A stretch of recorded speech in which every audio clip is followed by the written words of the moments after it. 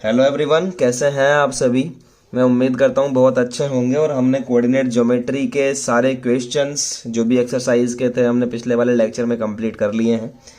आज स्टूडेंट्स कुछ miscellaneous questions आपके सामने लेकर आया हूं और इसकी प्रैक्टिस कीजिएगा। कल का टाइम आपको मिलेगा, परसों का टेस्ट है। ऑफलाइन बच्चे यहां आकर टेस्ट दे सकते हैं और ऑनलाइन वाले बच्चे मुझसे कांटेक्ट करके ऑनलाइन भी अपना टेस्ट सबमिट कर सकते हैं टेलीग्राम पर। वहां भी टेस्ट हमारा अपलोड हो जाएगा। सुबह 10 बजे का टेस्ट का टाइमिंग है और ऑफलाइन बच्चों का सबका अलग अलग टाइमिंग है जो उनके पर्सनल नंबर्स पे सेंड कर दिया गया है।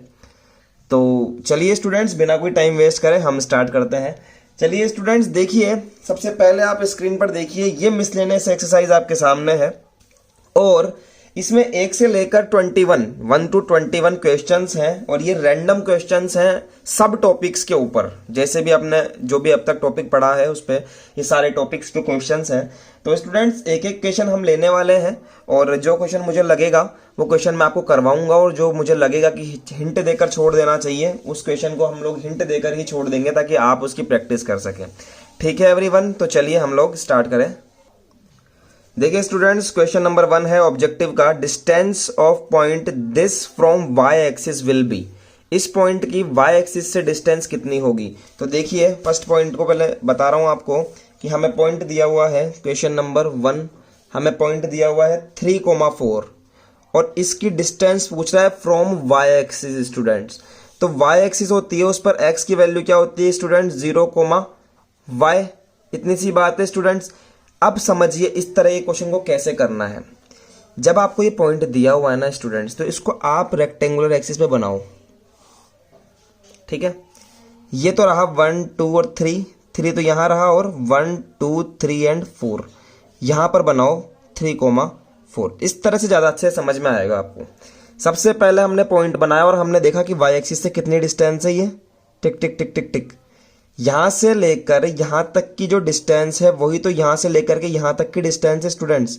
ध्यान से देखिए, तो इस पॉइंट की वाई एक्सिस से डिस्टेंस कितनी हो गई, जो यहां से लेकर यहां तक की है, और यहां से लेकर यहां तक की कितनी है स्टूडेंट्स, 3 है। समझ रहे हो आप। तो किसी भी पॉइंट की वाई एक्सिस से डिस्टेंस अगर मुझे देखनी है तो आप एक्स का पॉइंट देख लो डायरेक्ट। ठीक है, अगर इसी पॉइंट की फ्रॉम वाई एक्सिस की जगह एक्स एक्सिस से पूछता तो आप वाई का पॉइंट देख लेते। तो हम इसको लिख सकते हैं स्टूडेंट्स, ये पॉइंट है तो मैं लिखूंगा यहां पर डिस्टेंस फ्रॉम वाई एक्सिस। तो डायरेक्टली जवाब दो, इसके साथ वाला क्या है 3, तो 3 यूनिट्स बस। और दूसरा पॉइंट है कि डिस्टेंस फ्रॉम एक्स एक्सिस। इस पॉइंट की एक्स एक्सिस से डिस्टेंस कितनी है, अरे वाई का देख लो साहब, वाई कितना है 4, तो यस 4 यूनिट्स। बस खत्म क्वेश्चन। तो ये ट्रिक याद रखो आप इस तरह की। चलिए हम दूसरा क्वेश्चन देखते हैं स्टूडेंट्स। दूसरा क्वेश्चन हमारे पास में, distance of point from Y X axis. तो देखो एक्स एक्सिस से इसकी डिस्टेंस कितनी है, अरे वाई का देख लो सर -2। अब देखो ये माइनस में है लेकिन डिस्टेंस कभी भी नेगेटिव नहीं होती है तो प्लस का आंसर हो जाएगा, इसका मतलब बी। समझे स्टूडेंट्स, डिस्टेंस जो होती है ये ऑलवेज पॉजिटिव होती है, लिख लीजिएगा स्टूडेंट्स। समझे बात को। चलो भैया तीसरा आप देखते हैं क्वेश्चन, कितना बढ़िया क्वेश्चन है। Distance between this and this will be. ठीक है, इसकी और इसके बीच की डिस्टेंस हमें निकालनी है। तो स्टूडेंट्स आपको फॉर्मूला मैंने बता रखा है क्वेश्चन नंबर 3 का, कि किसी भी डिस्टेंस को निकालना है, जैसे सपोज ए बी निकालना है मुझे, तो इसका फॉर्मूला होता है x2 minus x1 whole square plus y2 minus y1 whole square. समझे बात को। तो इससे आप निकाल सकते हैं 3 का जो आंसर है वो आ जाएगा। क्या आएगा बता देता हूं। जो आएगा 3 का आंसर वो है स्टूडेंट सी, तो √13 आएगा। ठीक है, triangle having vertices this this this is right angle triangle. तो भैया तीनों के बीच की डिस्टेंस निकाल लो आप। अगर तीनों सेम आ जाए, इसकी इसके बीच की, इसके इसके बीच की और इसके बीच की, तीनों निकाल लो। अगर तीनों सेम आ जाए तो यस इक्विलेटरल ट्राइंगल है। अगर कोई 2 का स्क्वायर तीसरे के स्क्वायर के इक्वल आ जाए तो राइट एंगल ट्राइंगल है स्टूडेंट्स। समझ रहे हैं आप। कोई 2 इक्वल आ जाए तीसरे इक्वल नहीं आए तो आइसोस्केलस ट्राइंगल है, और तीनों ही नहीं आए इनमें से तो नन ऑफ दीज है। ठीक है, तो करिएगा इसको भी। 4th का आंसर होगा स्टूडेंट्स ए, ये आपका राइट एंगल ट्राइंगल आएगा, करके देखना। क्वाड्रिलेटरल हैविंग दिस 4 पॉइंट्स हमें दिए हुए हैं और हमें बताना है कि ये क्या है।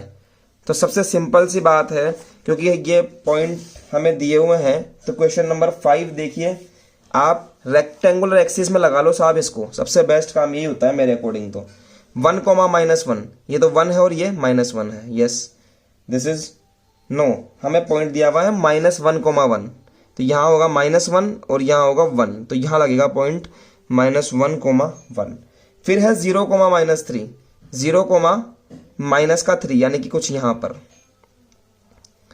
0, -3, ये A पॉइंट है और ये B पॉइंट है। तीसरा है 5, 2, 1 2 3 4 5, 5, 2 यहां बना लेते हैं, 5, 2 तीसरा पॉइंट हो गया स्टूडेंट्स। और नेक्स्ट है 4, 6, this is 4 and this is 4 and कुछ यहां पर चला जाएगा ये, ठीक है। तो ये हमारे पास में स्टूडेंट्स आ चुका है एक बहुत ही अच्छा सा। अब आप इसके बीच के डिस्टेंस निकाल के चेक कीजिए कि ये क्या है। मेरे को तो ये एक पैरेललोग्राम लग रहा है।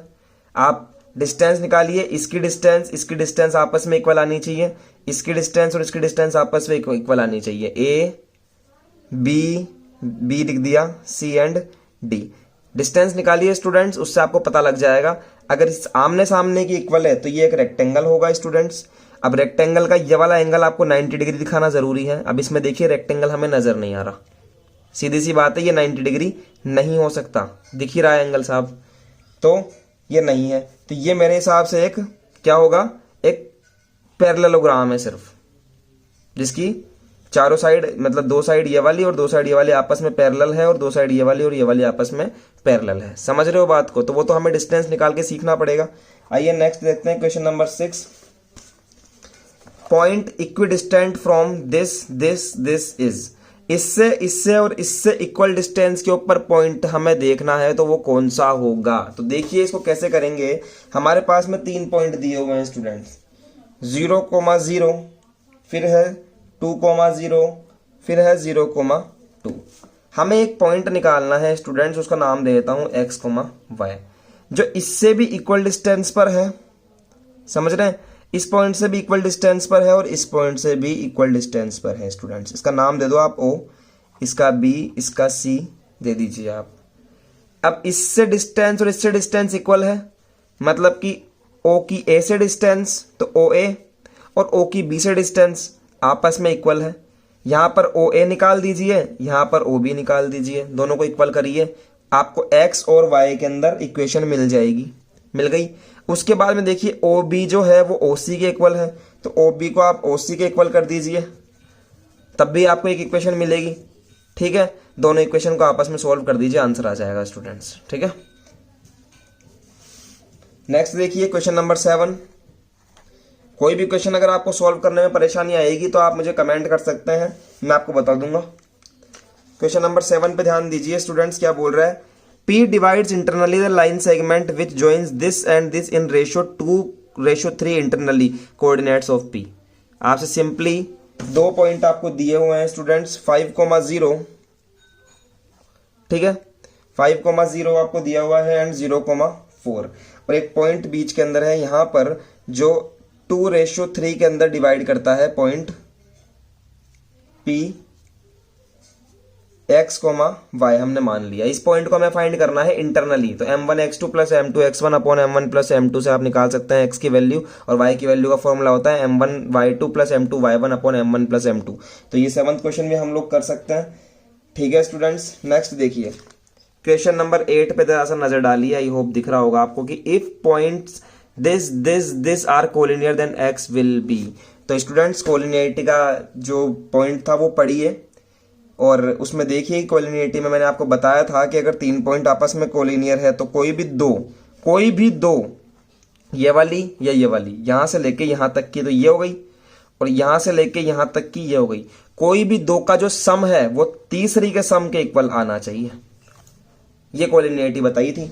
तो स्टूडेंट्स अच्छे से देखना वीडियो को, बहुत ही अच्छा कंसेप्ट आपको मैं बताने वाला हूँ। ये क्वेश्चन बहुत अच्छा क्वेश्चन है और आपसे एग्ज़ाम में भी पूछा जा सकता है स्टूडेंट्स। और इसके बारे में जो थ्योरी है वो आपकी बुक की है ही नहीं, अलग से एक थ्योरी है। तो देखिए मैं इस क्वेश्चन को कैसे आपको करना सिखाता हूँ। चलिए देखिए स्टूडेंट्स, आपको 3 पॉइंट्स यहाँ पर दिए हुए हैं। देखिए स्टूडेंट्स, क्वेश्चन नंबर 8 में आपको 3 पॉइंट दिए हुए हैं। यहाँ से करते हैं स्टार्ट, ठीक है। 3 पॉइंट है 1,2, दूसरा पॉइंट है -1,x, और स्टूडेंट्स तीसरा जो पॉइंट है वो है 2,3। समझ रहे हैं आप। और तीनों पॉइंट स्टूडेंट्स क्या है, कोलिनियर है। 1,2 -1,x एंड 2,3। समझे। तो स्टूडेंट्स मैंने आपको एक बात बताई थी कि जब भी हमारे पास में कोई 3 पॉइंट होते हैं तो इनको कोलिनियर प्रूफ करने के लिए हमें उनके बीच की डिस्टेंस निकालनी पड़ती है। जैसे हम लोग ए बी निकाल लें, उसके बाद में हम लोग बी सी निकाल लें, और उसके बाद में हम लोग ए सी निकाल लें। कोई भी दो का जो सम होता है ना, जैसे ए बी और बी सी का जो सम होता है वो तीसरे के सम के इक्वल होता है, तो हम कह सकते हैं कि तीनों पॉइंट आपस में कोलिनियर है स्टूडेंट्स। तो अगर पॉइंट दिया होता तो हम ये वाला लगा लेते, डिस्टेंस निकाल लेते, कोई भी दो का सम देख लेते, तीसरे के इक्वल आ जाता, तो हम लोग कोलिनियरिटी वहाँ पर प्रूफ कर सकते थे स्टूडेंट्स। लेकिन यहाँ पर आपको 3 पॉइंट दे दिए लेकिन एक पॉइंट बीच में से गायब कर दिया स्टूडेंट्स। ऐसी बात है साहब। तो जब बीच में से पॉइंट गायब हो जाता है ना स्टूडेंट्स, तो ये तरीका जो है कि इसका डिस्टेंस निकाल लो, इसका निकाल लो, और कोई भी दो का डिस्टेंस तीसरे के इक्वल आएगा, ये तरीका स्टूडेंट्स वहाँ पर फेल हो जाता है। समझ रहे हैं आप। बहुत बड़ी कैलकुलेशन चली जाती है। जैसे कि 10th क्लास में आप हो तो आप उस कैलकुलेशन को सॉल्व करने में थोड़ा सा अनकंफर्टेबल फील करोगे, आपके लिए कंपेटिबल नहीं है वो कैलकुलेशन। इसके लिए हम लोग टीचर लोग एक नया तरीका बताते हैं ताकि बच्चे को ईजीली हो जाए वो चीज़। तो समझिए स्टूडेंट्स कि वो ईजी तरीका क्या है। जब 3 पॉइंट्स स्टूडेंट्स कोलिनियर होते हैं तो आपको एक चीज़ नोट करनी है, और वो चीज़ ये करनी है कि जब 3 पॉइंट कोलिनियर होते हैं तो इसका मतलब ये है कि तीनों पॉइंट एक ही लाइन में होंगे। एक सिंगल लाइन में तीनों पॉइंट होंगे स्टूडेंट्स, एक यहाँ होगा, एक यहाँ होगा और एक यहाँ होगा। ये तीनों पॉइंट जब एक ही लाइन में होते हैं ना स्टूडेंट्स, तो इन तीनों का अरेंजमेंट आप कैसे ही कर दो, इसको थोड़ा सा इधर कर दो, आगे कर दो, इसको इधर कर दो, आगे कर दो, इसको इधर कर दो या आगे कर दो, लेकिन रहने तीनों एक ही पॉइंट एक ही लाइन में चाहिए। तो जब ये तीनों एक ही लाइन में रहते हैं ना स्टूडेंट्स, तब कभी भी ट्राइंगल नहीं बनता। समझ रहे हो आप। ट्राइंगल में कितने पॉइंट होते हैं, 1 2 3, लेकिन तीनों पॉइंट कोलिनियर नहीं होते, अलग अलग जगह पर होते हैं। तो इसलिए क्या होता है, जब जैसे ही अलग अलग जगह पर होते हैं तो इनसे क्या बन जाता है, एक ट्राइंगल बन जाता है स्टूडेंट्स। और ट्राइंगल बन गया तो ट्राइंगल का कुछ ना कुछ एरिया भी होगा। समझ रहे हो। लेकिन जब 3 पॉइंट कोलिनियर हो जाते हैं, मतलब एक ही लाइन में हो जाते हैं, तो इनसे कभी एक ट्राइंगल बनता ही नहीं है। तो आपको जो नोट लिखना है वो लिखना है कि if 3 points are collinear, if 3 points are collinear then area, मतलब triangle will not be formed, मतलब कभी ट्राइंगल बनेगा ही नहीं। समझ रहे हो आप, कभी ट्राइंगल बनेगा ही नहीं।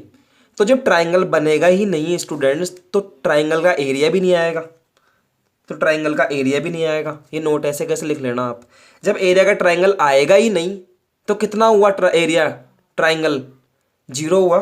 तो एरिया ऑफ ट्राइंगल क्या हुआ स्टूडेंट्स, 0 हुआ। तो ये नोट लिखना है कि जब भी कोलिनियर 3 पॉइंट होंगे तो ट्राइंगल नहीं बनेगा, और एरिया ऑफ ट्राइंगल क्या होगा, आप लिख लीजिए आप यहाँ पर, एरिया ऑफ ट्राइंगल कितना होगा, 0 होगा स्टूडेंट्स। यह आपको पता रहनी चाहिए चीज़। अगर आपको ये चीज़ पता है ना स्टूडेंट्स, तो आप कर सकते हो उस क्वेश्चन को जो इस तरह से आपसे पूछा जाएगा, बीच में से एक पॉइंट गायब कर देगा। एरिया ऑफ ट्राइंगल 0 होगा फॉर कोलिनियरिटी। ठीक है स्टूडेंट्स। तो देखिए, जब हमें कोई 3 पॉइंट दिए जाते हैं ना स्टूडेंट्स, तो उस 3 पॉइंट, अब देखिए ये वाला क्वेश्चन हम लोग करने जा रहे हैं। मैं आपको बता देता हूं, जब हमें 3 पॉइंट दिए जाते हैं तो हम लिखते हैं x1, y1, x2, y2, and x3 coma y3। समझे आप? तो जब हमें 3 पॉइंट दिए जाते हैं तो एरिया ऑफ ट्राइंगल क्या होता है स्टूडेंट्स, वो आप नोट कीजिए, 1/2 x1 ब्रैकेट बनाओ प्लस y x2 ब्रैकेट बनाओ प्लस x3 ब्रैकेट बनाओ। ठीक है, तो x1 उसके बाद लिखिए आप y2 माइनस y3, x2 आ गया यहाँ पर, तो इसके बाद में लिखिए y3 माइनस y1, और उसके बाद में x3 आ गया तो यहाँ लिखिए y1 माइनस y2। समझे स्टूडेंट्स? ये फॉर्मूला होता है एरिया ऑफ ट्राइंगल का। या आप लिख लीजिए कहीं पर भी कि एरिया ऑफ ट्राइंगल क्या होता है, ये होता है। और इसके दोनों तरफ लगा देते हैं मोड, जिससे ये जो है हमेशा क्या आता है स्टूडेंट्स, पॉजिटिव ही आता है। तो ये आप नोट कर लें। अब आप देखिए क्वेश्चन को कैसे करना है। हमें क्वेश्चन दिया हुआ है कि if 3 points are collinear then find the value of x। तो हमें पता है कि जब 3 पॉइंट कोलिनियर होते हैं तो उनसे बनने वाले ट्राइंगल का एरिया कितना होता है, 0। तो मैं कैसे लिखूंगा स्टूडेंट, देखिए आप इसको करने का तरीका। तो चलिए स्टूडेंट्स, इतना काम सीखने के बाद में हम सबसे पहले यहाँ पर लिखते हैं सॉल्यूशन या फिर आंसर। समझे आप मेरी बात को? और आंसर लिखने के बाद में हमें 3 पॉइंट दिए हुए हैं स्टूडेंट्स, पहला पॉइंट, दूसरा पॉइंट और तीसरा पॉइंट। बनाओ ब्रैकेट। अब हमें दिया हुआ है 1,2, ठीक है, -1,x और दिया हुआ है 2,3। समझे आप? और बोल रहा है कि x का वैल्यू फाइंड करो अगर तीनों पॉइंट कोलिनियर है। तो हमें कैसे स्टार्ट करना है, देखिए आपको लिखना है वी नो दैट, हम जानते हैं, if 3 points collinear, if 3 points are collinear then area of triangle equal to 0। तो मैं क्या लिख सकता हूं स्टूडेंट्स कि एरिया ऑफ ट्राइंगल क्या होगा,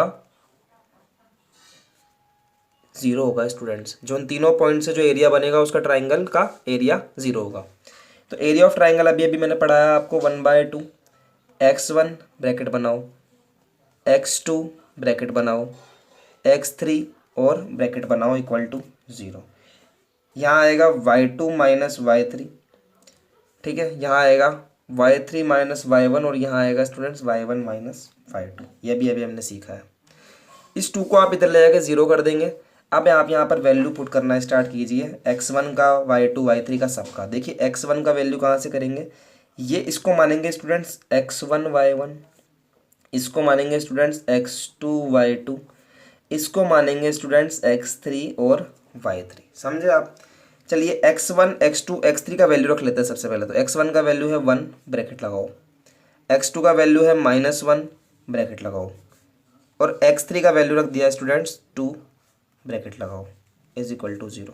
y2 minus y3, this is y2, x minus y3 है 3, ठीक है, y3 माइनस y1, y3 है यहाँ पर 3 और y1 है 2, ठीक है, y1 माइनस y2, ये रहा y1 और y2 की वैल्यू है ये रही x। ठीक है स्टूडेंट्स, इसको आपको सॉल्व करना है, बस आपकी x की वैल्यू आ जाएगी। 1 को पहले इससे मल्टीप्लाई करो फिर इससे करो, तो 1 मल्टीप्लाई बाय x -3। समझे?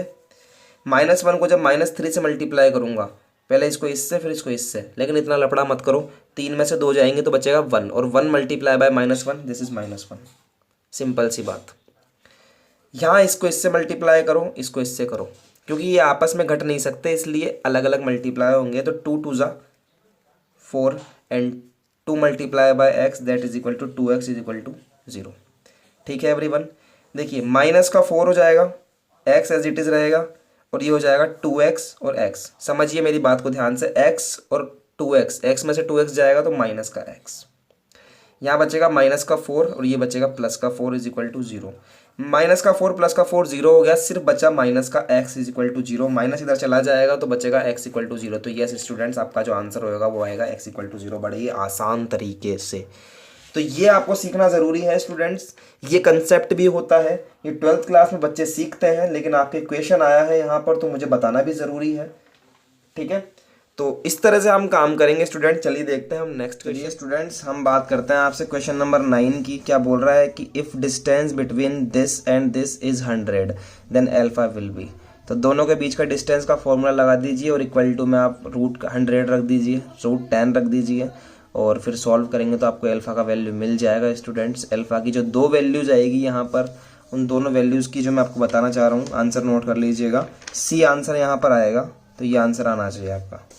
If point x and y is at distance is at equidistant, मतलब कि इक्वल डिस्टेंस पर है from point this and this.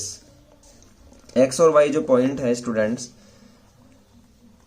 वो पॉइंट 1,-2 एंड 2,1 इन दोनों पॉइंट से इक्वल डिस्टेंस पर है स्टूडेंट्स। समझे आप? ये वाली डिस्टेंस और ये वाली डिस्टेंस क्या है स्टूडेंट्स? इक्वल है। OA जो है वो OB के इक्वल है। तो स्टूडेंट्स आप लगा दीजिए, इधर की तरफ तो OA का लिए फॉर्मूला लगा दीजिए और इधर की तरफ आप OB के लिए फॉर्मूला लगा दीजिए।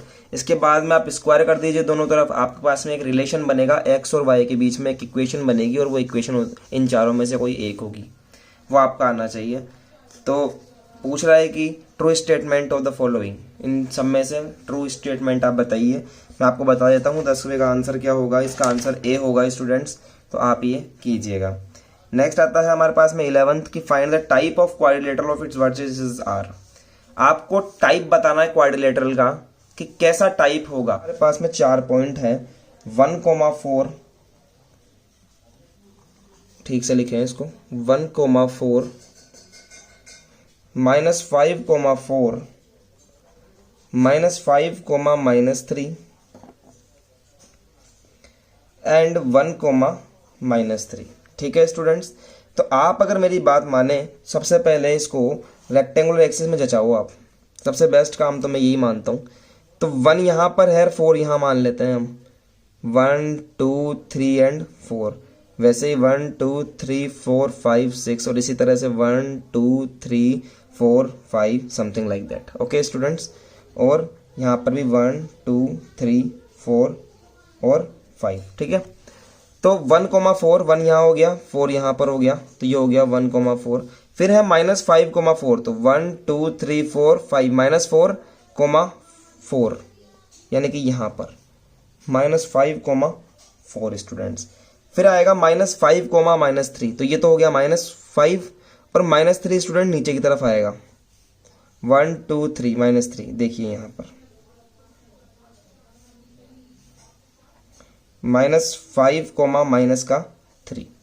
उसके बाद है 1,-3, तो स्टूडेंट्स 1 तो ये रहा और -3 यहाँ रहा, 1,-3। जैसे ही इन सबको मैच करता हूँ स्टूडेंट्स, मुझे एक स्क्वायर नज़र आता है। ध्यान से देखिए आप, अगर आप ध्यान से देखेंगे ना तो आपको नज़र आ जाएगा। जितनी डिस्टेंस ये है उतनी डिस्टेंस ये है, जितनी ये है उतनी ये है। यहाँ पर एक 90 डिग्री एंगल भी है, तो इसका मतलब ये एक स्क्वायर है स्टूडेंट्स। कैसे प्रूफ करोगे? पहले आप A B C and D 4 point दे दो। पहले आप AB निकालो, फिर आप BC निकालो, फिर आप CD निकालो और फिर आप AD निकालो स्टूडेंट्स। AD चारों इक्वल कर दो, लास्ट के अंदर लिख दो AB equal to BC equal to CD equal to AD, hence it is square. बस सिंपल सा काम है स्टूडेंट्स। अब देखिए स्टूडेंट्स, हम देखते हैं next question, question number 12। Which shape will be formed on joining this this this this this.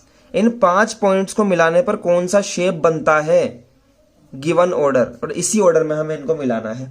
तो चलिए स्टूडेंट्स बनाते हैं वापस से रेक्टेंगुलर एक्सिस पे इसको भी। हमारे पास में देखिए आप क्या क्या पॉइंट दिए हुए हैं हमारे पास में, 12 -2,0 2,0 2,2 0,4 एंड -2,2 हमें ये दिया हुआ है। सबसे पहले हम लोग रेक्टेंगुलर एक्सिस बनाएंगे students, this is X and this is Y, और उसके बाद में मैं लगाना स्टार्ट करता हूँ। देखिए -2,0 यहाँ पर -1 और यहाँ पर -2 हो जाएगा, तो यहाँ बन जाएगा -2,0। उसके बाद में है 2,0 1 2 2,0 तो यहीं लगा दो 2,0, ठीक है। फिर है 2,2, 2 तो यहाँ है ही, और 1 एंड 2, 2,2, 0,4, 1 2 3 एंड 4, यहाँ लगा दो आप 0,4, ठीक है एवरीवन। और उसके बाद लगा दो आप -2,2, ये गलत लगाया स्टूडेंट, 0,4। यहाँ पर x 0 है, y 4 है, तो x 0 y 4 मतलब कि यहाँ लगेगा 0,4। समझ में आया स्टूडेंट्स? इस तरह से लगेगा ये। फिर आएगा -2,2, तो -2 तो यहाँ आ गया और 2 यहाँ पर आ गया, ठीक है। चलिए मिलाते हैं, इसको इससे मिलाया, इसको इससे मिलाया, फिर इसको इससे मिलाया, फिर इसको इससे मिलाया स्टूडेंट, फिर इसको इससे मिलाया। अब ये कौन सा शेप है स्टूडेंट्स? इसका नाम है पेंटागोन। 1 2 3 4 5 यहाँ पर साइड्स हैं, तो इसको हम बोलेंगे पेंटागोन। समझ गए स्टूडेंट्स? तो लिख दीजिए यहाँ पर पेंटागोन। क्वेश्चन नंबर 13 देखने जा रहे हैं। Find the ratio in which the point 3,4 divide the line segment which joins this and this. आपको रेशियो फाइंड करना है। एक पॉइंट दिया हुआ है 3,4 आपको, और ये पॉइंट कहाँ दिया हुआ है? दो पॉइंट्स के बीच में दिया हुआ है। एक पॉइंट तो है आपको 1,2, दूसरा पॉइंट है आपका 6,7, और आपको m1 रेशो m2 निकालना है। आप निकाल सकते हैं स्टूडेंट्स। ये हमारा हो गया क्वेश्चन नंबर 13। देखिए क्वेश्चन नंबर 14 बड़ा ही प्यारा लगा मुझे, वो देखिए आप। क्वेश्चन नंबर 14 क्या कहता है कि opposite vertices of any square are, किसी स्क्वायर का अपोजिट वर्टिसेस है ये और ये, then find the length of diagonal. एक स्क्वायर बनाओ सबसे पहले, एक वर्टिसेस ये होगा, एक वर्टिसेस ये होगा, और एक वर्टिस ये होगा, और एक वर्टिस ये होगा। किसी भी स्क्वायर के अपोजिट वर्टिसेस होते हैं ये वाले, ये वाला और ये वाला। दो वर्टिसेस ये वाले अपोजिट वर्टिसेस कहलाएंगे, और दो ये वाले आपस में अपोजिट कहलाएंगे। तो आपको कोई दो दिए हुए हैं अपोजिट वर्टिसेस। पहला तो दिया हुआ है स्टूडेंट्स 5, -4, और दूसरा दिया हुआ है आपको -3,2, और बोल रहा है कि डायगोनल की लेंथ बताओ। अरे तो सर ये जो दोनों आपको दिए हुए हैं पॉइंट्स, इनको मिलाने पर डायगोनल ही तो बनेगा, डायगोनल ही तो बनेगा इनको मिलाने पर। डायगोनल तो पता है ना आपको, किसी भी आकृति, किसी भी शेप का एक पॉइंट दूसरे पॉइंट को छोड़ के तीसरे से मिला दो, डायगोनल होता है। जैसे कि ये पॉइंट है, तो दूसरे को छोड़ के तीसरे से मिला दो, डायगोनल बन जाएगा। तो इसकी लेंथ पूछिए आपसे, तो आप BD नहीं निकाल सकते क्या स्टूडेंट्स? इजीली निकाल दो, बस सिंपल है। क्वेश्चन नंबर 15 पे हम आते हैं। If coordinate of one and mid point of a line segment this and this respectively, मतलब आपको एक लाइन का एक पॉइंट दिया है,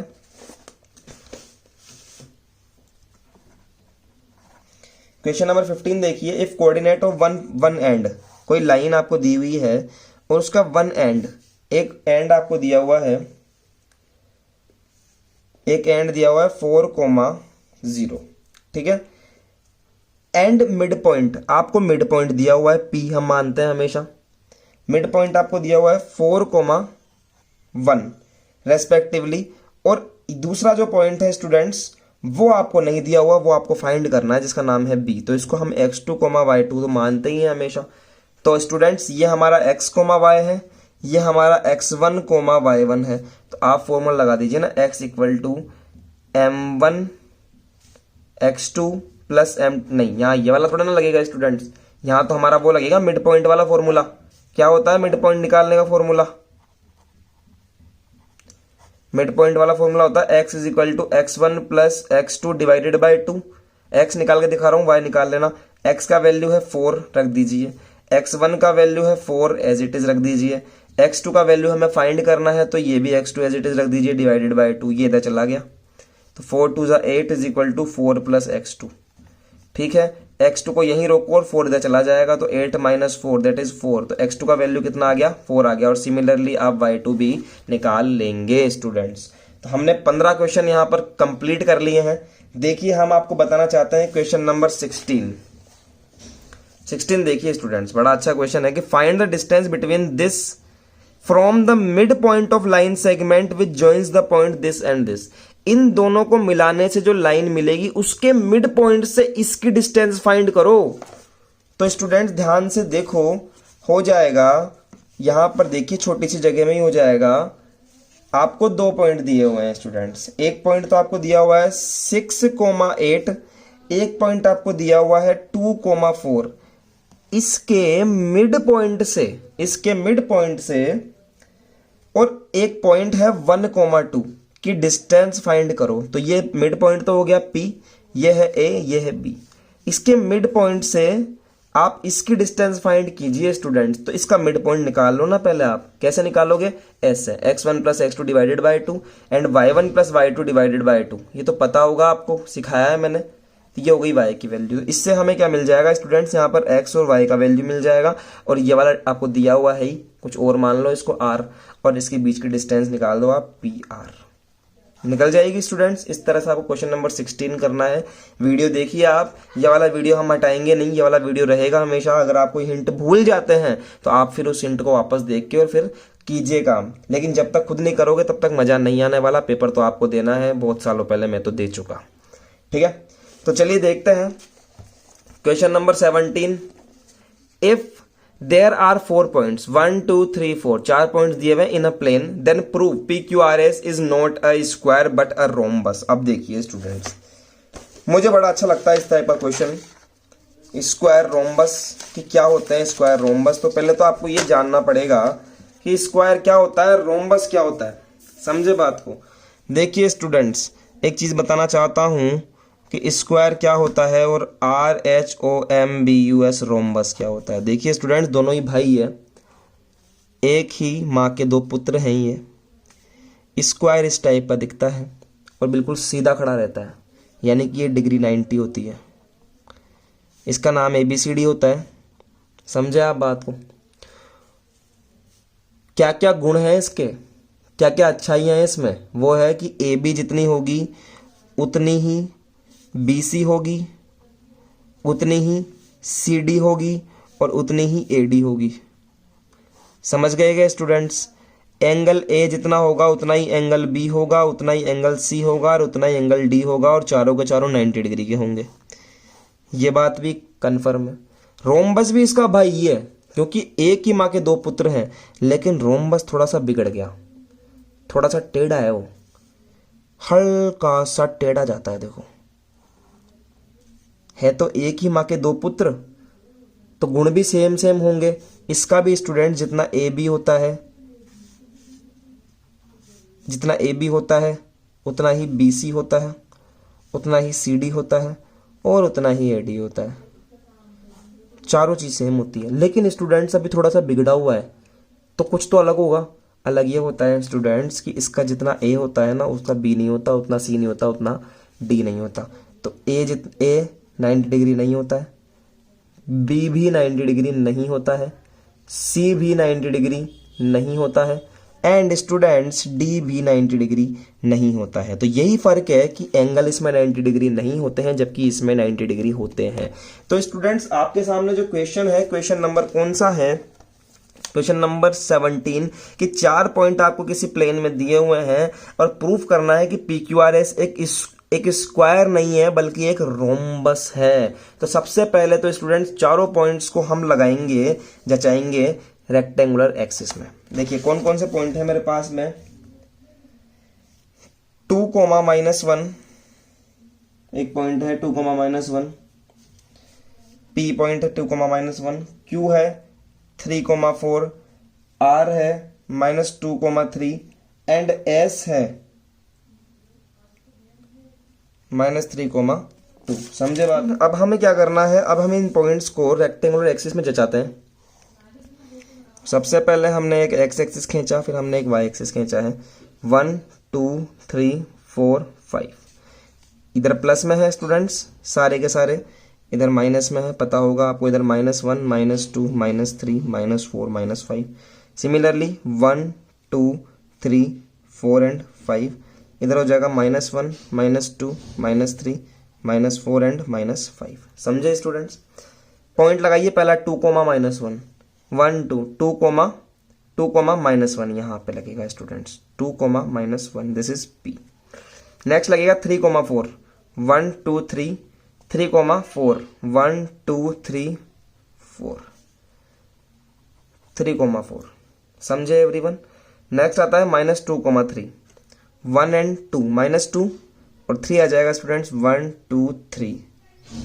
तो यस -2,3 यहाँ आ जाएगा R। नेक्स्ट आता है -3, -2। तो स्टूडेंट्स -3 हो जाएगा इस तरफ, 1 2 3, -3 और -2 हो जाएगा नीचे की तरफ यहाँ पे। ये बन गया स्टूडेंट्स। देखिए आप इस तरह का फिगर आपको बनाना पड़ेगा कोऑर्डिनेट ज्योमेट्री के अंदर। ये आपका ऐसा फिगर आएगा। अब देखिए आप, जो मैंने बताई थी वही बात आ गई, रोम्बस बन गया यहाँ पे। तो स्टूडेंट्स कुछ नहीं करना है, आप सबकी लेंथ निकालिए, ABC और D। आपने AB निकाला, आपने BC निकाला, आपने CD निकाला और आपने AD निकाला और चारों को इक्वल बता दिया कि चारों के चारों इक्वल है।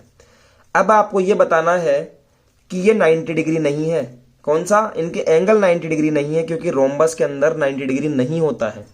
हमें ये प्रूफ करना है कि ये एक स्क्वायर नहीं है बल्कि एक रोम्बस है। तो स्टूडेंट्स आप एक डायगोनल खींच लो यहां से लेके यहां तक, BD। आप एक डायगोनल खींच लो और इस ट्राइंगल के अंदर CDB, ये जो ट्राइंगल दिख रहा है ना, इसमें डबल लाइन ले रहा हूं मैं, इसमें आप लगा दो पाइथागोरस थ्योरम। और स्टूडेंट्स पाइथागोरस थ्योरम किस में लगती है? एक राइट एंगल ट्राइंगल में लगती है। राइट एंगल ट्राइंगल का क्या मतलब है कि जो एक एंगल होता है ना, ये वाला एंगल C, अगर DCB एक राइट एंगल है, ट्राइंगल DCB एक राइट एंगल है, तो एंगल C क्या होना चाहिए? 90 डिग्री का होना चाहिए। ऐसा ही तो है। इसमें आप लगा दीजिए पाइथागोरस थ्योरम, मतलब कि BD का स्क्वायर इक्वल होना चाहिए CD के स्क्वायर और BC के स्क्वायर के। CD के स्क्वायर और BC के स्क्वायर के इक्वल होना चाहिए। अगर ऐसा हो जाता है तो ये एक राइट एंगल ट्राइंगल है, इसका मतलब ये एक 90 डिग्री का एंगल है। अगर नहीं होता है तो नहीं है, तो आप लगाइए, आपकी ये प्रूफ नहीं होगी, तो आप बोल दोगे कि एंगल C जो है वो 90 डिग्री का नहीं है। इसका मतलब ये क्या है? एक स्क्वायर नहीं है स्टूडेंट्स। इस तरह से ये क्वेश्चन आपको अटेम्प्ट करना है। पहले अटेम्प्ट कीजिए, नहीं आता है तो मुझसे पूछिए, फिर इसका सोल्यूशन बताऊंगा मैं आपको। ठीक है एवरीवन, चलिए हम नया क्वेश्चन देखते हैं। क्वेश्चन नंबर 17 हमने कर लिया, 17 हम देखते हैं question number 18। Prove that mid point C। हाँ, ये क्वेश्चन बहुत अच्छा है, मैं करके दिखाऊंगा आपको। क्वेश्चन क्या बोल रहा है कि prove that the mid point C hypotenuse in a right angle triangle. एक राइट एंगल है, उसका जो हाइपोटेनियस है उसका मिड पॉइंट C जो है वो जो ट्राइंगल AOB हमने बनाया है उसके इक्वल डिस्टेंस पर है C पॉइंट। इसको समझिए क्या बोलना चाह रहा है कि, समझिए इसको स्टूडेंट्स, कि अगर हमारे पास में कोई राइट एंगल ट्राइंगल है AOB, तो अगर ये हाइपोटेनियस है तो इसका मिड पॉइंट कोई C ले लेते हैं हम, और ये अगर C मैंने लिया है तो ये पॉइंट इस पॉइंट से भी इक्वल डिस्टेंस पर है, ये इस वाले वर्टिस से भी इक्वल डिस्टेंस पर है, और ये वाली डिस्टेंस पर भी इक्वल डिस्टेंस पर है। हमें ये चीज प्रूफ करनी है। तो सीधा सीधा हम ये कह सकते हैं ना स्टूडेंट्स कि हमें OC equal to AC equal to BC proof करना है। समझे बात को? तो स्टूडेंट्स इस क्वेश्चन को हम लोग करते हैं। आप पढ़िए, इस क्वेश्चन को समझ में आएगा क्वेश्चन कि prove that the mid point C of the hypotenuse in a right angle triangle AOB is situated at equal distance from the vertices O, A and B in triangle। ठीक है, समझ में आया आपके? तो मान लीजिए स्टूडेंट्स कि let the point C is x, y। समझे?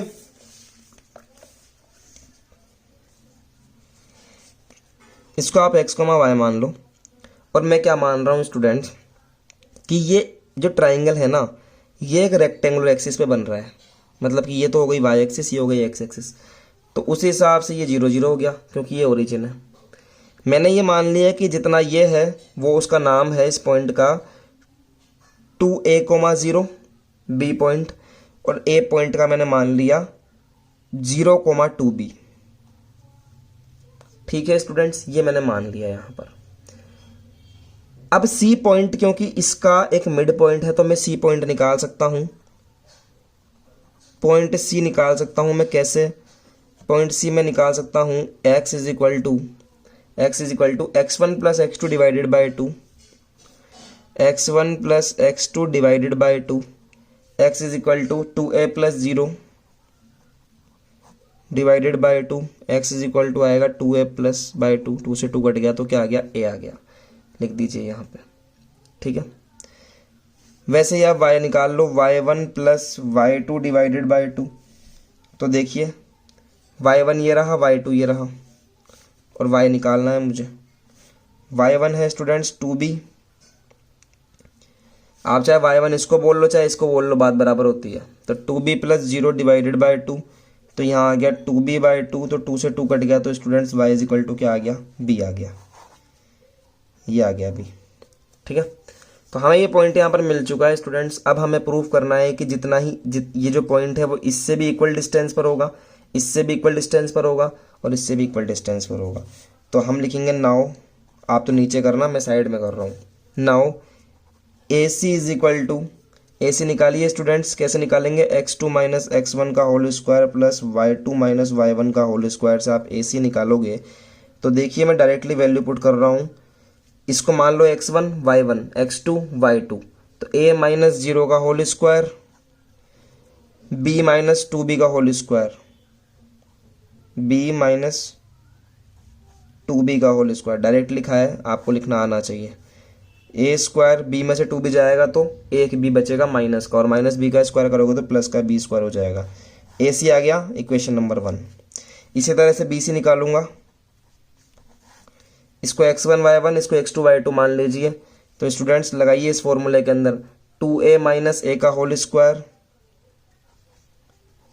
और 0 माइनस b का होल स्क्वायर,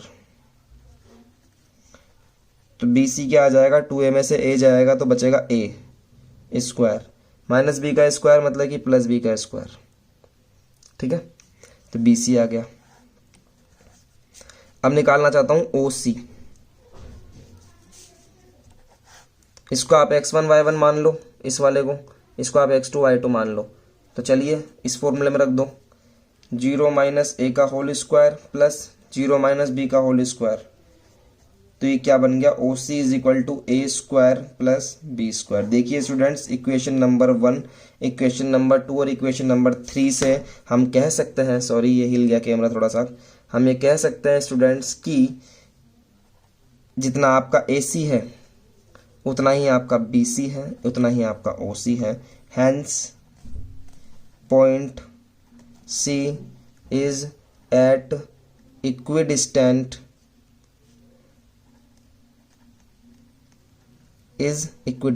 बस इतना ही लिखिए आप, ठीक है। तो इस तरह से आप क्वेश्चन नंबर 18 करेंगे स्टूडेंट्स।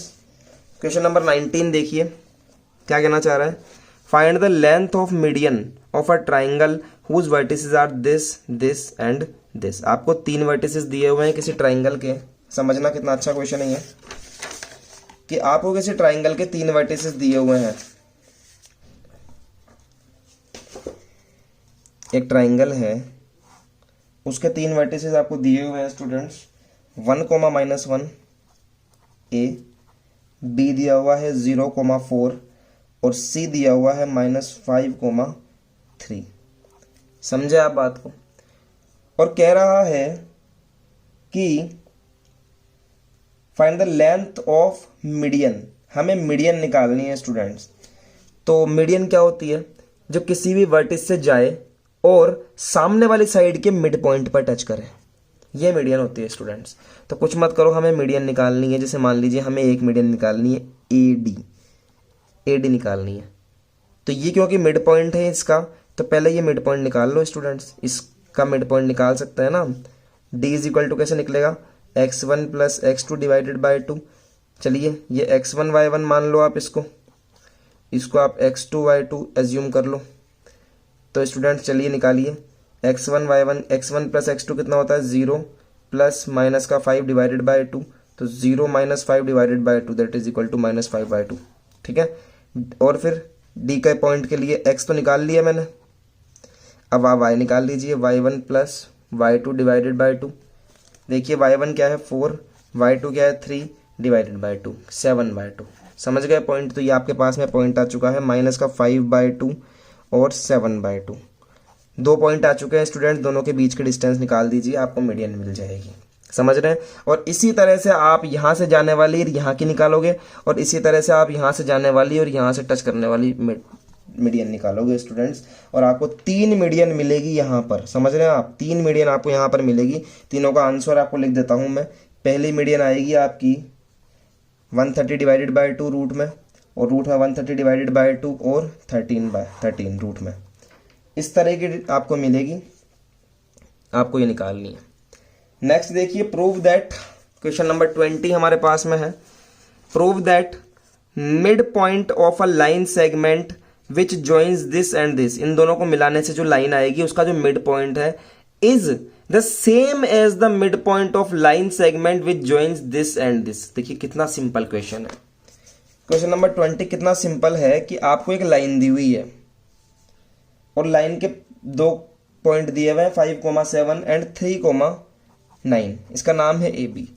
और दूसरी लाइन दी हुई है जिसका नाम दिया हुआ है पी क्यू। आप लिख सकते हैं पी की जो वैल्यू है वो है 8,6 और 0,10। तो ऐसे कह रहा है स्टूडेंट्स कि ए बी का जो मिड पॉइंट होगा ना वही मिड पॉइंट पी क्यू का होगा, ऐसा प्रूफ करिए। तो सर ए बी का मिड पॉइंट निकाल लो, पी क्यू का मिड पॉइंट निकाल लो, दोनों इक्वल आ जाएंगे, लिख देना बोथ आर इक्वल, खत्म क्वेश्चन। समझे आप बात को? इतना इजी क्वेश्चन है क्वेश्चन नंबर 20। क्वेश्चन नंबर 21 बड़ा ही अच्छा क्वेश्चन है, चलिए इसको देखते हैं स्टूडेंट्स। क्वेश्चन नंबर 21 देखिए,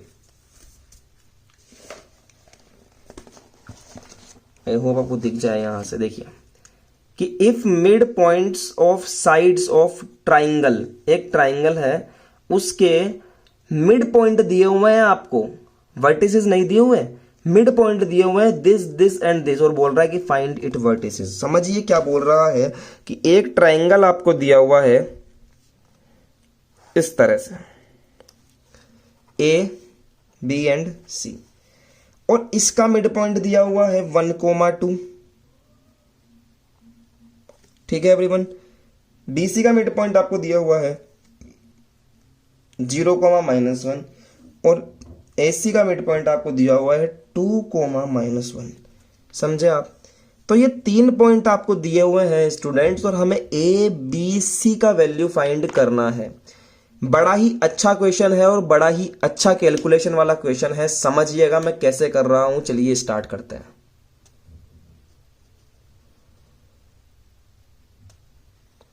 चलिए स्टूडेंट्स देखिए, यहां पर लाइट हमारी जा चुकी है, तो मेरे को लगता है कि आपको दिख रहा होगा कैमरे में। और हम स्टार्ट करते हैं स्टूडेंट्स कि ये डायग्राम आपके सामने रखते हैं स्टूडेंट्स, और समझिए इसको मैंने मान लिया x1, y1, इसको स्टूडेंट्स मान लो आप x2, y2, और इसको स्टूडेंट्स आप मान लो x3, y3। समझ सकते हैं स्टूडेंट्स? ध्यान से देखिए स्टूडेंट्स कि अगर मुझे ए बी पॉइंट का मिड पॉइंट निकालना होता तो क्या मैं इसको एक्स वाई मानता? क्या मानता ना स्टूडेंट्स? तो क्या फॉर्मूला लगाता मैं? x is equal to x1 plus x2 divided by 2, यही लगाता मैं। तो सेम अभी भी आपको लगाना है कि 4AB के लिए लगाना है आपको, ठीक है? तो क्या करना है? Same x1 plus x2 divided by 2 is equal to x। तो x की जगह पर वैल्यू रख दीजिए स्टूडेंट्स 1, और लिख दीजिए x1 plus x2 divided by 2। इस 2 को आप इधर ले जाइए तो ये इक्वेशन बन जाएगी 2 is equal to x1 plus x2। इसको आप दीजिए इक्वेशन नंबर 1। समझे स्टूडेंट्स?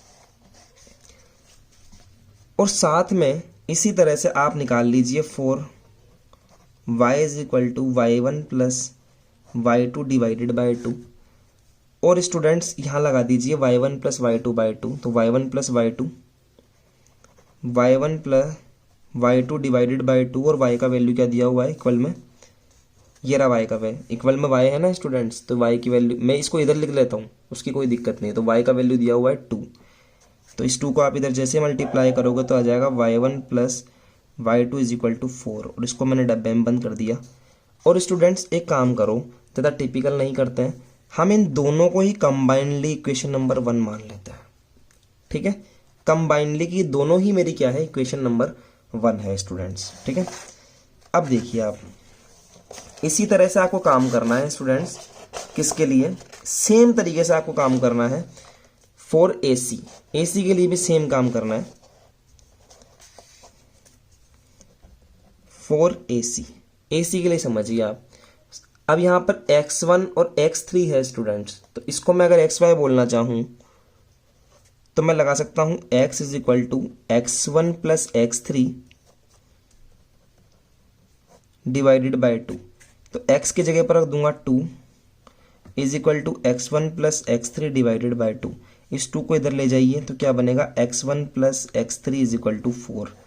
डब्बे में पैक कर दो और यहाँ पर y भी लगा दो आप, y is equal to y1 plus y3 divided by 2। y की वैल्यू है -1 और y1 प्लस y3 की जगह पर एज इट इज रखेंगे और 2 इधर मल्टीप्लाई हो जाएगा स्टूडेंट्स, 2 इधर मल्टीप्लाई कर दीजिए तो -2 is equal to y1 plus y3 divided की वैल्यू आ गई -2 और इसको आप इक्वेशन दे दीजिए स्टूडेंट्स, इक्वेशन नंबर 2। सिमिलरली काम करूंगा BC के लिए, तो x2 प्लस x3 हो जाएगा इस बार, तो मैं लिखूंगा 4BC, समझिएगा 4BC। अगर मैं इसको XY मान लूं तो x is equal to x1 plus x2 divided by 2। देखिए x है, डिजाइनदार x है, ठीक है। तो चलिए करते हैं हम लोग, यहाँ से देखिए आप x इज इक्वल टू, यहाँ पर सिमिलरली स्टूडेंट्स अगर मैं BC के लिए निकालना चाहूँ तो अगर मैं इसको XY मान लूँ तो मैं लिख सकता हूँ x2 plus x3 divide by 2, x is equal to, और y के लिए y is equal to y2 plus y3 divided by 2।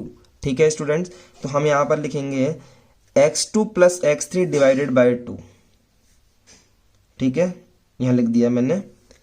देखिए आप x2 plus x3 divided by 2, तो x का वैल्यू क्या है 0 रख देंगे यहाँ पर, यहाँ 0 रखिए 0, and x2 plus x3 divide by 2 और ये 2 इससे मल्टीप्लाई हो जाएगा स्टूडेंट्स। जैसे ही 2 इससे मल्टीप्लाई होगा तो यहाँ क्या आएगा 0 is equal to x2 plus x3, समझे। यहाँ देखिए y निकालना चाहता हूँ अगर यहाँ से, तो y2 प्लस y3 बाय 2 और y की जगह पर वैल्यू पुट कर दूंगा यहाँ से -1 इज इक्वल टू आएगा y2 plus y3 divided by 2, ये 2 इससे मल्टीप्लाई हो जाएगा तो this is -2 y2 plus y3। ये स्टूडेंट्स हो गई हमारी इक्वेशन नंबर 3। अब देखिए इक्वेशन नंबर 1 ये रही, 2 ये रही, 3 ये रही। आप इक्वेशन 1, 2 और 3 को ऐड कर दीजिए, ठीक है। लेकिन जो x वाली इक्वेशन है ना वो सिर्फ x वाली में ऐड होगी और जो y वाली इक्वेशन है वो सिर्फ y वाले में ऐड होगी। तो मैं लिखूंगा एडिंग इक्वेशन 1 एंड 2 एंड 3। ठीक है स्टूडेंट्स, चलिए इक्वेशन नंबर 1 क्या है, x1 प्लस x2 को ऐड कीजिए यहाँ पर x1 प्लस x3 में और तीसरी है x2 प्लस x3। तो चलिए इस तरफ का तो इक्वल टू के इस तरफ, तो इक्वल टू के इस तरफ में ऐड हो जाएगा 2, 4 एंड 0। लिखिए यहाँ पर देखिए 2 plus 4 plus 0 is equal to, और इक्वल टू के इस तरफ वाला जो है वो इस तरफ में ऐड हो जाएगा x1 प्लस x2 ऐड होगा x1 प्लस x3 में। मुझे पता है आपको नहीं दिख रहा है, देखिए, और x2 प्लस x3। समझे स्टूडेंट्स, ये x वाला काम किया है मैंने सिर्फ अभी। 2 प्लस 4 हो जाएगा 6, x1 और x1 हो जाएगा 2x1, x2 और x2 हो जाएगा 2x2 और x3 और x3 हो जाएगा 2x3। तो 2 तो बाहर ले लो, मैं लिख सकता हूं x1 plus x2 plus x3। समझ रहे हो स्टूडेंट्स, 2 का डिवाइड कर दो इधर लाके, 6/2 इज इक्वल टू हो जाएगा x1 plus x2 plus x3। काट दीजिए, क्या आ जाएगा 3 आ जाएगा स्टूडेंट्स। तो क्या आ गया 3 is equal to x1 plus x2 plus x3। x1 plus x2 plus x3 is equal to 3 आ जाएगा स्टूडेंट्स। समझ रहे हो क्या बात को, ठीक है। ये हमने निकाला तीनों को ऐड करके। अब समझिए ध्यान से, तीनों ये काम हमने कर दिया है स्टूडेंट्स। ध्यान से देखिएगा, इक्वेशन नंबर 3 पर नजर डालो एक बार। ये रहा इक्वेशन नंबर 3। इसमें x2 प्लस x3 का वैल्यू 0 है, तो यहाँ पर x2 प्लस x3 की जगह पर अगर मैं 0 रख दूँ तो स्टूडेंट्स x1 की वैल्यू आ जाएगी क्या? तो मैं लिखूंगा यहाँ पर put the value of x2 plus x3 from equation 3। यहाँ पुट कर दीजिए x2 प्लस x3 की जगह पर 0, तो x1 plus 0 is equal to 3। तो स्टूडेंट्स x1 की वैल्यू कितनी आ गई हमारी? 3 आ गई। समझ रहे हैं आप बात को? अब इसको उठाकर पुट कर दीजिए आप किस में? x1 की जगह पर इक्वेशन नंबर 2 में पुट कीजिए, किसी में ही पुट कर दो। अब तो उठा के पुट इन इक्वेशन 2 के अंदर देखिए 4 इज इक्वल टू x1 की वैल्यू है 3 प्लस x3, तो x3 की वैल्यू आ जाएगी 3 इधर चला जाएगा 1। समझे? x1 आ गया, x3 आ गया, पुट कर दीजिए उठा के इक्वेशन नंबर 1 में। कहाँ गया इक्वेशन नंबर 1? ये रहा। 1 में मत करो पुट, x1 आ गया, x3 आ गया, किसी में ही पुट कर दो जिसमें आपको मन करे। देखो x1 आ गया, x3 आ गया, इसमें पुट कर लेते हैं लास्ट वाले के अंदर। पुट इन, आप तो अपनी मर्जी से किसी में ही पुट कर सकते हैं students. x3 is equal to 3। देखिए x1 की वैल्यू है मेरे पास में 3, ये रही। x3 का वैल्यू है मेरे पास में 1, ये रही। तो पुट करिए यहाँ पर उठा गया x1 की value 3 plus x2 as it is plus x3 का वैल्यू 1 इज इक्वल टू 3। इनको ऐड करूंगा तो हो जाएगा 4, और 4 जब इस तरफ चला जाएगा तो 3 माइनस 4 इज इक्वल टू कितना आ जाएगा? x equal to x2 is equal to minus का 1। समझ में आएगा स्टूडेंट्स? x1 x2 x3 की वैल्यू हमारे पास में आ चुकी है। इसी तरह से क्या करेंगे स्टूडेंट्स, हम x, जैसे हमने x का काम किया है उसी तरह से सेम टू सेम काम हम लोग y के लिए भी करेंगे। तो देखिए y के लिए भी हमारे पास में सेम इक्वेशन है, तो काम करिए। यहाँ क्या किया था हमने? Adding equation number 1, 2 and 3। तो सिमिलरली फॉर y, यहाँ देखिए आप, क्वेश्चन बहुत अच्छा है, बस कैलकुलेशन करनी है। मैं लिखूंगा सिमिलरली फॉर y, ठीक है, adding equation 1 and equation 2 and equation 3। Students चलो ऐड करते हैं तीनों को, ध्यान से देखिए। इक्वेशन नंबर 1 तो देखिए ये रहा, y1 plus y2 is equal to 4, तो y1 प्लस y2 प्लस करो इसके अंदर। इक्वेशन नंबर 2 क्या है? ये रही y1 प्लस y3, तो y1 plus y3। Equation number 3 क्या है? y2 प्लस y3, और इक्वल टू में ऐड करो जो नंबर्स हैं। नंबर्स क्या है? इसमें तो है 4, इसमें है -2 और इसमें है -2, तो 4 -2 -2, समझे? हो गए add.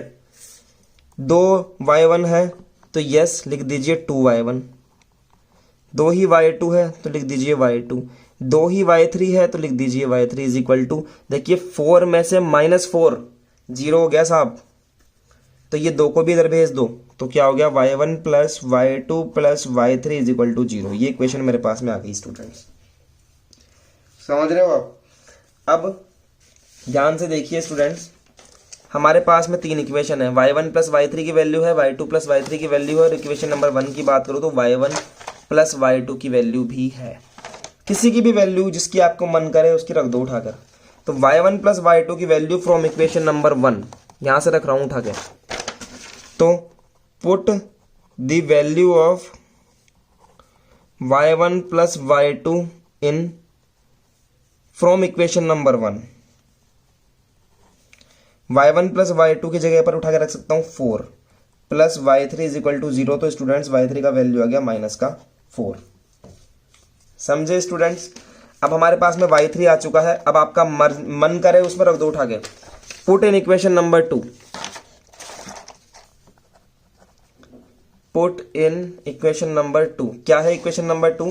y1 plus y3, y1 plus y3 is equal to -2, तो y3 की वैल्यू है -4, y1 इज इक्वल टू -2, तो y1 इज इक्वल टू -2, ये -4 उधर चला जाएगा तो +4, तो y1 का वैल्यू आ जाएगा स्टूडेंट्स क्या? 2। समझे? y1 आ चुका है, y3 आ चुका है, तो कौन सी में पुट कर दो, इस वाले में पुट कर दो, सबसे बेस्ट है। तो put in y1 plus y2 plus y3 is equal to 0। भैया इसमें पुट कर दो उठा के। y1 की वैल्यू है 2, y2 की वैल्यू हमें निकालनी है, और y3 की वैल्यू स्टूडेंट्स आई माइनस का 4, तो यहाँ लिख दो -4 direct is equal to 0। y2 -4 plus 2, तो माइनस का 2 is equal to 0, and y2 का वैल्यू कितना आ जाएगा, -2 इधर चला जाएगा, तो वैल्यू आ जाएगी 2। तो स्टूडेंट्स हमें निकालना था पॉइंट ए, बी और सी। यहाँ देखिए ध्यान से, ये रहा डायग्राम, हमें निकालना है x1 y1, x2 y2, x3 y3।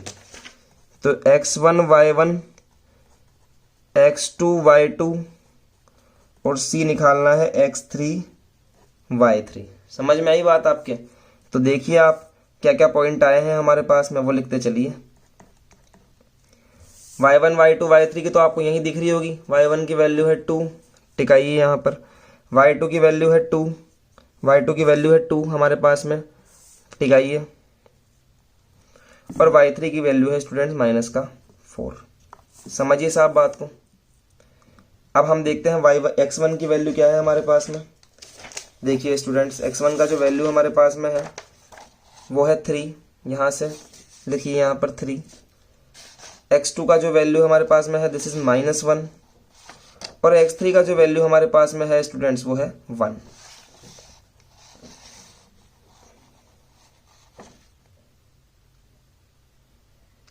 ठीक है स्टूडेंट्स, तो तीनों पॉइंट्स हमने निकाल दिए हैं। यहाँ हमारा ये चैप्टर खत्म होता है स्टूडेंट्स। आज के लिए इतना ही, हम मिलते हैं आपसे नेक्स्ट लेक्चर में और एक नया चैप्टर लेकर। आज के लिए ऑल द बेस्ट।